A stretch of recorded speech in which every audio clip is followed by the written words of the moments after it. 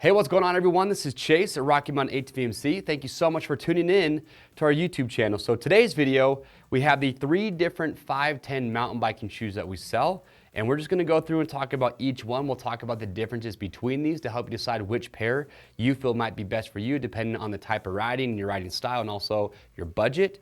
And we'll also talk about flats versus clipless, the pros and cons of each, to kind of help steer you in the right direction. If you're new to this, you're not quite sure, do you want these? Do you want flats? Do you want clipless? So we will talk more about that. I'd also love to hear your feedback. If you've ridden with both, which I have, share your feedback. What do you like more? Do you like flats? Do you like clipless? If you have one of the shoes that we're going to talk about today, also share with us which one you have, also the likes and dislikes about that as well. So the 3 shoes that we have up here, we have the Freerider, we have the Freerider Pro, and then we have the Hellcat Clipless Pro.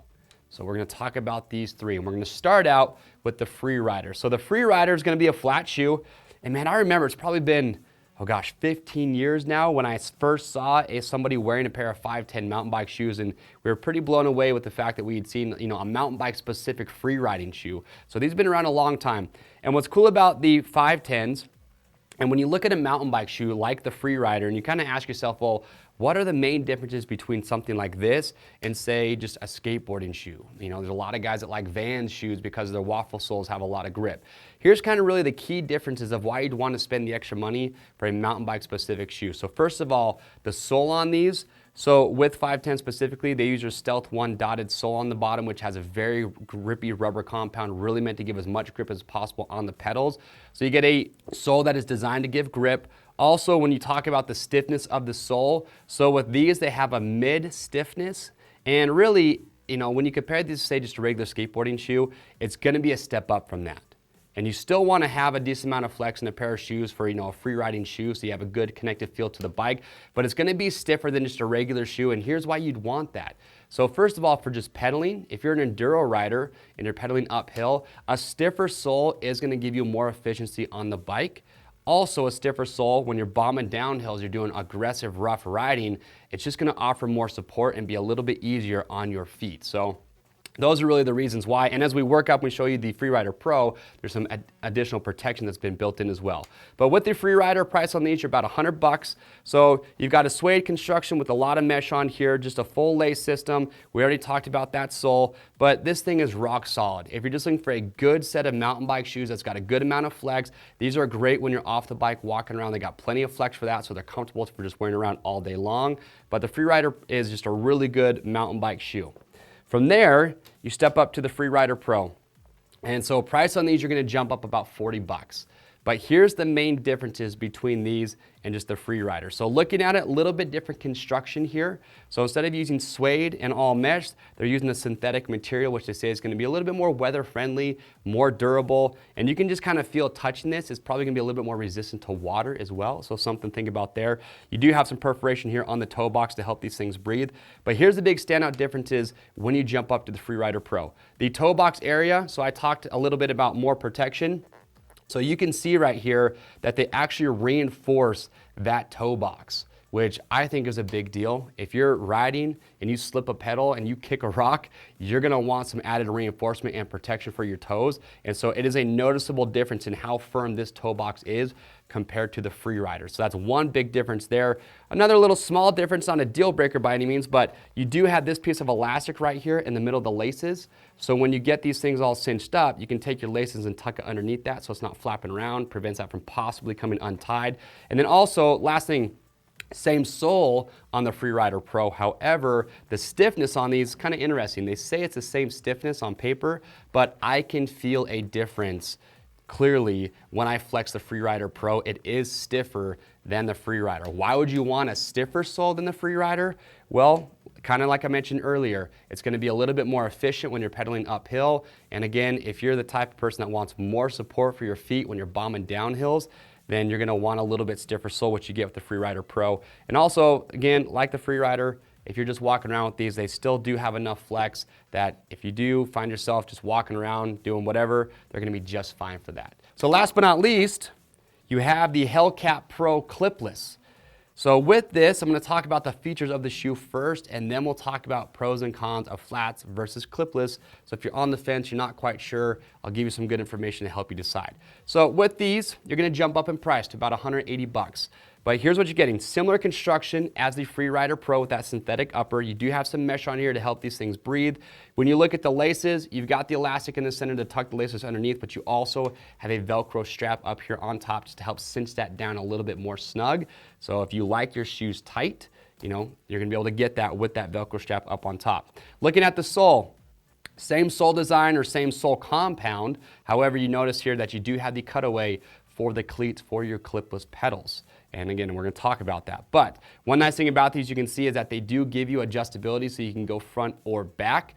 So a little bit of advice here. If you're more of a cross-country rider, you're doing more pedaling, riders tend to move their cleats farther towards the front or the toe of the shoe. That just makes you a little bit more efficient when you're pedaling. But for riders that are a little bit more aggressive, doing downhill riding, they tend to move their cleats a little bit farther back on the sole, which promotes a little bit better feet position when you're going downhill. So a couple things to keep in mind.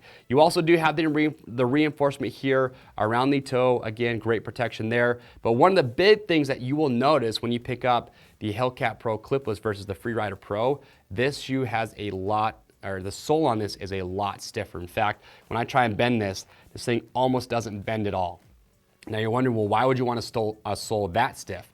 This is really for more, pedaling efficiency. So for riders, for enduro riders or cross-country riders that are spending a lot of time pedaling, you're gonna get the most efficiency out of a stiffer sole. And then for downhill riding, you're gonna see a lot of world downhill racers, really aggressive enduro guys that are doing hard aggressive riding. They'll tend to go with a little bit stiffer sole just to get a little bit more support for your feet when you're riding in that type of scenario. For free ride guys, like you might be watching like the Red Bull Rampage, that sort of thing, you're gonna see a lot of those guys wearing either the Freerider or the Freerider Pro because they like to have a little bit more connected feel to the bike, obviously, so they're all riding flats, and so this is the type of shoe that those guys would wear. All right, so now that we've talked about the different shoes that we offer, let's just talk real quickly about the pros and cons of flats versus clipless. So if you're new to this, you're not quite sure what you should go with, hopefully those kind of help you decide. So first of all, let's just talk about flats. So what I like about flats is, one, convenience. You can go riding all day, you can get off the bike, go to a restaurant, go to a movie, whatever. You don't have to worry about changing your shoes. Also, what's nice about flats is that since the soles do have a little bit more flex, you do have a good connected feel to the bike. So I do like that. Also, you're gonna hear this a lot when you're riding downhill or trails. Because you're not clipped into the bike, it's easier to take your foot off. You don't have to worry about trying to unclip, and you can get your foot out to catch yourself.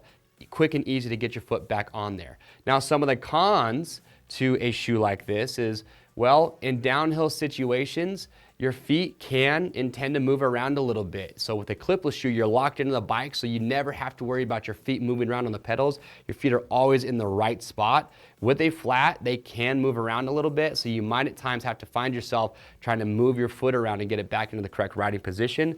So that is one of the cons. Also, what I do with a flat shoe, there's gonna be times where maybe I'm climbing uphill and I go to kind of hop over an obstacle that I can't pedal over because I'll get a pedal strike. Well, with a flat shoe, you're not gonna get the benefit of being able to actually use your legs to pull the bike up with you when you're hopping over some obstacles. So those are a couple of the major few pros and cons of these. Also, I will say, if you're a guy that likes to jib around and maybe you wanna learn to pop wheelies and do that, a lot of riders have more confidence doing that with a flat shoe because they're not locked in the bike. Now, clipless. So I've ridden with flats and clipless. I currently ride with clipless shoes. I've been using these for a long time now. And I will explain real briefly why they call these clipless, because it sounds kind of counterintuitive since you are clipped into the bike. But the reason they say is because way back in the day, a lot of you watch this, maybe you're too young to even know this, but they used to call clip pedals those pedals that had those big baskets on the front. Those were a clip. And then when they got rid of those and they went to this style of shoe, they said, hey, check it out, these are clipless. So you might hear these called clipless. Sometimes people will just call them clips. So just know that we're talking about the same thing. But with these, I also want to point out that when you buy your shoes, it's not going to come with the cleats that you're going to bolt onto this insert or this cutaway right here for your pedals. The cleats that you will need will come included with the pedals you buy, because Shimano, Crank Brothers, and those brands, they all have a little bit different cleats, so those will come included with those when you buy your pedals. So just remember that. But here's why I like a clipless shoe. So I talked about it a little bit, but when I am riding, I'm clipped into the bike. So First of all, you get more pedaling efficiency having the stiffer sole. I like how supportive the sole is when I'm doing some aggressive downhill riding. But also what the biggest thing you're gonna notice too with these is that when you're riding downhill and on aggressive bumpy terrain, maybe you're doing some drops, you stay clipped into the bike. And so you never have to worry about your feet moving around. And so you can just focus on riding versus having to think about trying to get your feet in the correct position. That being said, there are times when, let's say I need to get my foot off the bike to catch myself, and I want to put this out there too. Once you learn to clip out, which is actually a very simple process, it's a little bit different in feel depending on what pedals you actually have. But once you get the muscle memory, unclipping is easy as that. You don't even honestly think about it. So I wouldn't let that deter you. But if you do unclip, or if I do unclip, I do have to, for that split second, focus on getting my shoe clipped back into the pedal before I start riding again. So, there is that. But I love how locked into the bike I feel. I feel very steady. Also, again, when you're pedaling uphill, if I'm going over an obstacle, I can actually use my feet to kind of lift the bike up with me. And another great benefit to a clipless is that since your feet are clipped into the pedals, you can actually use your legs and feet to kind of maneuver the bike a little bit. So if you're moving side to side, you can just kind of move your legs and the pedals and the bike will do what your legs are doing because you're clipped in. You're not going to get that same sensation with a flat pedal. So those are really the big pros and cons. Price point, clipless shoes are going to be more expensive in most cases, so that is one other thing to keep in mind. But hopefully that'll kind of help you decide. I would say if you're a real aggressive rider, if you watch World Downhill Cup riders, if you watch a lot of your enduro racers out there, the vast majority of those riders are using clipless. There are some that will use a flat shoe, but just know that for most people that ride real aggressive, steep, fast trails, a lot of those guys tend to use clipless. But again, it comes down to rider preference, and I would love to hear what you guys think. So make sure to leave those in the comments section below. But hopefully this has kind of helped you decide between the Freerider Pro, or the Hellcat Pro Clipless, which one you feel is going to be best for you. But if you do have questions or comments, again, leave those below. To see the shoes and to grab yours today, click on the link or head over to RockyMountainATVMC.com. Last thing I will throw in here is fit. So I've tried all three of these on in the size 9. The fitment for me is true to size, but we do have a fit guarantee. If you buy one of these shoes, if you don't like how it fits, send it back to us in brand new unused condition. We'll give you free shipping both ways on your first exchange to make sure you get the size and fit that you like. If you like this video and you want to stay up to date on the latest and greatest mountain bike content from Rocky Mountain, get subscribed, hit that notification bell, and stay up to date. I'm Chase, and we'll see you on the trails.